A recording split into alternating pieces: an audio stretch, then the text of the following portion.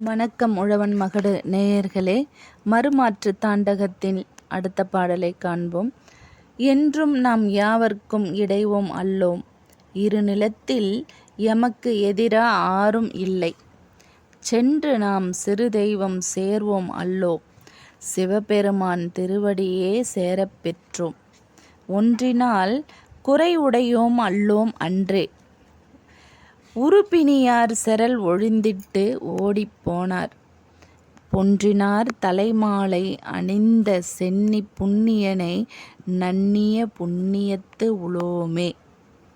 உளோமேன்னா உள்ளோமே என்பதன் மறு. இப்போ இந்த பாடலுடைய விளக்கத்தை காண்போம்.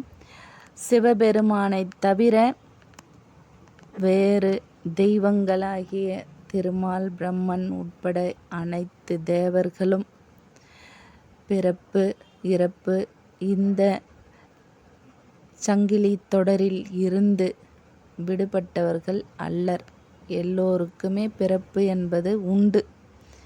அதுவும் எல்லோரும் அந்தந்த அவதாரத்தில் ஒவ்வொருவரிடத்தில் பிறந்தவர்கள். ஆனால் எம்பெருமான் மட்டும்தான் பிறப்பிலி என்று அழைக்க பெற்றவர், பிறப்பு இறப்பு அற்றவர்.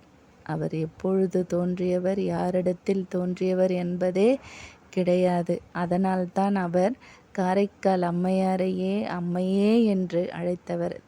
தனக்கு அம்மையாக அவரே அழைத்து அவரே அந்த பதவியை கொடுத்தவர். அப்படிப்பட்ட அன்பான சிவபெருமான் மற்ற தெய்வங்கள் அனைவரையும் சிறு தெய்வங்கள் என்று கூறியவர் யாரு? இவர் திருத்தாண்டகம் பாடிய திருநாவுக்கரசர் சொல்கின்றார், சிவபெருமான் தவிர மற்ற தெய்வங்கள் எல்லாம் சிறு தெய்வங்கள்தான். அதே போன்று சிறு தெய்வங்கள் யாரையும் நான் வணங்க மாட்டேன். எல்லாம் ஏன் வணங்க மாட்டேன்னு சொல்கிறாரு? வணங்குவதில்லை அப்படின்னு. ஏன்னா இவனுடைய அருளாணையினால்தான் எல்லா தெய்வங்களும் எல்லா செயல்களும் செய்கின்றன. அப்போ எல்லாவற்றிற்கும் உரிமையானவன் என்னுடைய இறைவன் சிவபெருமானே என்னும் பொழுது நான் எதற்கு மற்ற தெய்வங்களை வணங்கி பிறகு சென்று என்னுடைய எம்பெருமானை அடைய வேண்டும்?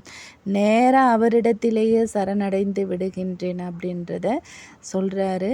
அதனால தான் மற்ற தெய்வங்கள் அனைவரையும் சிறு தெய்வங்கள் என்று குறிப்பிடுகின்ற இந்த திருநெறி மரபு சிறு தெய்வங்களை புகழ மாட்டேன் என்று மாணிக்க வாசகர் தன்னுடைய மறுமாற்று தாண்டகத்தில் கூறுவதை காண முடிகின்றது.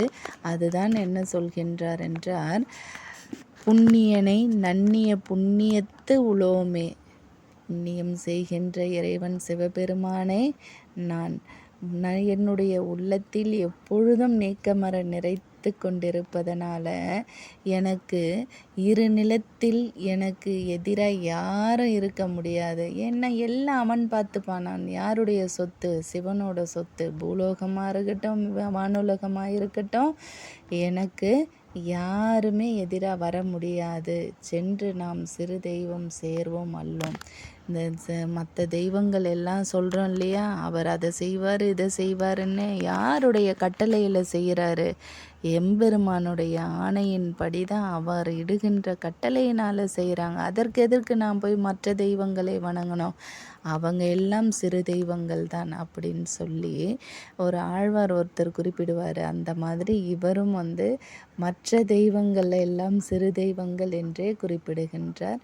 இந்த அளவிலே இந்த என்றும் நாம் யாவர்க்கும் இடைவோம் அல்லோம், என்றும் நாம் யாருக்கும் அடிபணிவோம் அல்லோம் என்று கூறுகின்ற இவருடைய தாண்டகமான தாண்டகத்தினை கண்டு சுவைத்தோம். மீண்டும் கடப்பாட்டில் உங்கள் உழவன் மகடு முனைவர் சாரதா சுப்பிரமணி. நன்றி, வணக்கம்.